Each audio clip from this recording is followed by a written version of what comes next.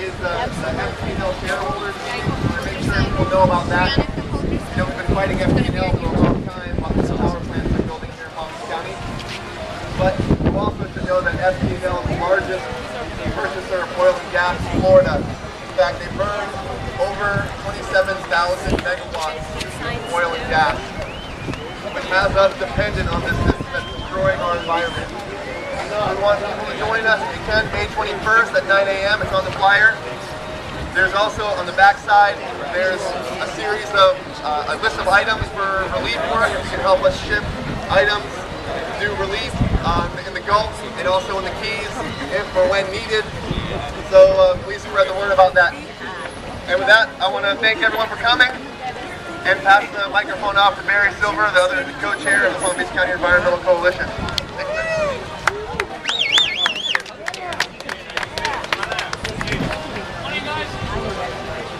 Good to see everybody. Thanks a lot to Panayoti for all his efforts and for a lot of activists who are helping to put this together.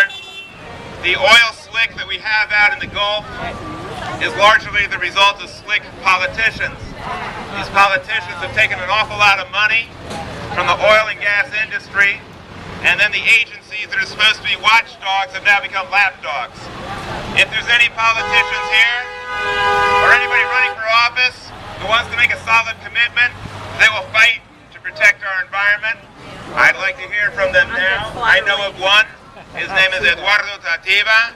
He took the time to be here with us. We're going to listen to what he has to say. This microphone is open to all of Palm Beach County. If there's any politicians who care about what's going on here, please come forward. We have another person in office, Suzanne, who's going to be speaking to us from Lake Worth. I'll turn it over to Ed, and then we'll hear from Suzanne. He's going to press it.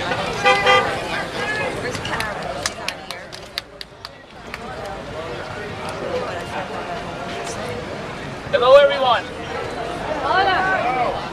Let's make some noise so people can hear us so as it comes on.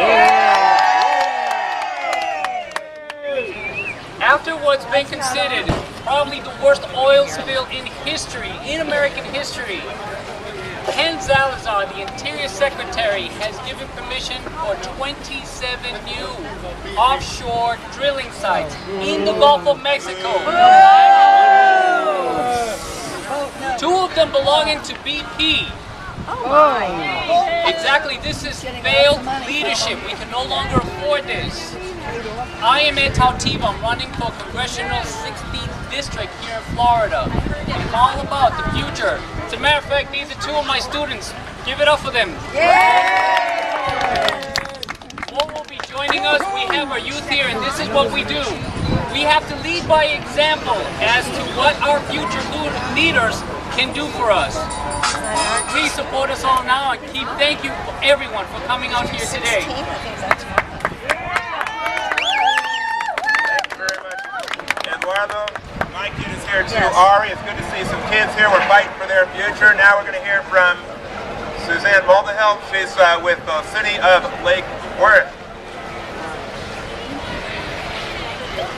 I want to thank everyone for organizing this, the Palm Beach County Environmental Coalition especially, to put something like this on and to help us raise our awareness of the importance and our responsibility to be involved in government. And we did, for those of you that recall, back in February, an event called Hands Across the Sand. We had several hundred people line this beach wearing black shirts to show and to demonstrate that we did not want to expand the oil drilling. This city, as far as I know, was one of the only ones in Florida that passed a resolution against additional oil drilling. Woohoo! Sorry. Yeah! And that is important. It's important because now that we've had this oil spill, we are, tourism, the environment, this is what we live here for, is to enjoy this. And this is what can be destroyed because of what's going on in government. So it is absolutely essential that each and every one of you are involved in local government, in local politics. Go to your commission meetings, stress to your commissioners the importance of what you want here in Lake Worth and in our country. And this isn't just happening here with oil. This is happening in every area of government, and that includes food. If I were to talk to you about what's happening on it with food, with our labels, all these things are happening in government that we have to stay aware and alert and use your dollar as your vote. Thank you.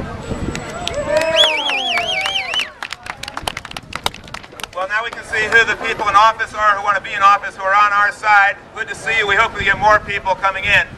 We've also invited the religious community to be here. This is a religious obligation, a moral obligation, if you're spiritual or if you're not, to protect the environment. I've asked Larry Stauber to come here, representing the Unitarian Universalists. They are on the right side of virtually every single issue. I encourage you to go see them up in North Palm Beach. They got a great place. Want to say a few words? He wants to show his support. He's here. We appreciate that. We have Ed Titchener here from Reef Rescue. If there's ever anyone who's qualified to speak on this issue, it's him. He's out there all the time, diving underneath the ocean, protecting what we often don't see, but he's keeping his eye on it.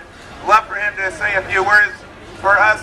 Because we're trying to deal with global warming, we're also asking everyone not to spew too much hot air, so everybody's going to speak for about 3 or 4 minutes. They're doing great. Ed, where are you?